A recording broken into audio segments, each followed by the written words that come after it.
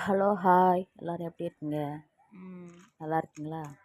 வாங்க அன்னைக்கு morning routine என்னன்னு பார்க்கலாம். காலையில் இட்லி சாம்பார் வைக்கலான்ட்டு பருப்பை கழுவி குக்கரில் வச்சுருக்கேன். அதுக்கு கத்திரிக்காய், முருங்கைக்காய், கேரட், வெங்காயம், தக்காளி எல்லாம் ஒன்றா எல்லாம் கட் பண்ணி குக்கரில் போட்டு 3 விசில் விட்டு எடுத்துட்டு அதுக்கப்புறம் எப்படி செய்யலான்னு பார்க்கலாம் வாங்க. இப்போ எல்லாம் கட் பண்ணிவிட்டு உங்கள்கிட்ட காட்டுறேன்.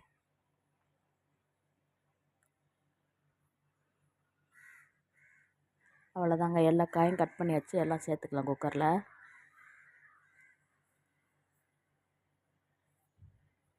மஞ்சத்தூள் போட்டுட்டு தேவையான தண்ணியை ஊற்றிட்டு குக்கரில் உப்பு போட்டு குக்கரை லாக் பண்ணி வச்சிடலாங்க. ஒரு நெல்லிக்காய் அளவு புளியை ஊற வச்சுருக்கேன். குக்கர் 3 விசில் நான் ஓப்பன் பண்ணி புளியை நல்லா கரைச்சிக்கலாங்க. கரைச்சிட்டு அது துப்பியெல்லாம் எடுத்துட்டு அதுலேயே மிளகாத்தூள் போட்டு கரைச்சிக்கலாம்.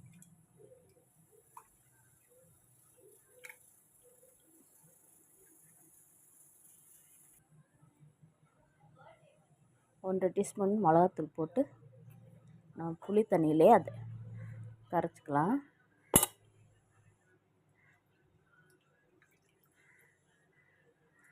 அதை ரெடி பண்ணி வச்சுட்டு நம்ம குக்கர் விசில் அடங்குற வரைக்கும் வெயிட் பண்ணணும். இப்போ இட்லி தட்டு வச்சு இட்லி ஊற்றிக்கலாங்க.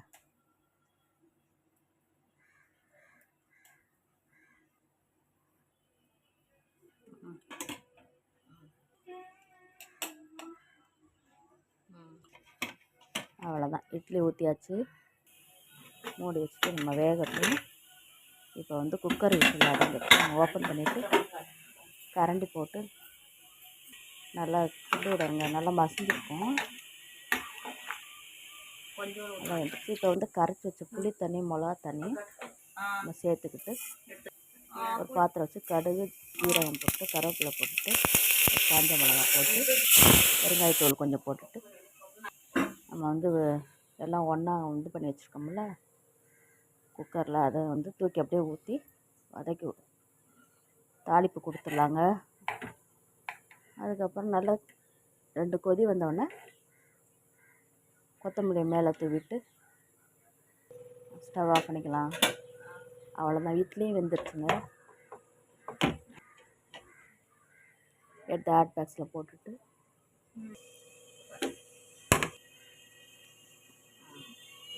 அங்கே சாப்பிட்டு பார்க்கலாம் எப்படி இருக்குன்ட்டு. இதே மாதிரி நீங்களும் வீட்டில் சாம்பார் வச்சுட்டு சாப்பிட்டு எப்படி இருக்குன்னு சொல்லுங்கள். இதாங்க காலையில் எங்களுக்கு ரொட்டீன். நீங்களே செஞ்சு பார்த்துட்டு எப்படி இருக்குன்னு சொல்லுங்கள், கமெண்ட் பண்ணுங்கள். எங்கள் சேனல் சப்ஸ்கிரைப் பண்ணுங்கள். தேங்க்யூ.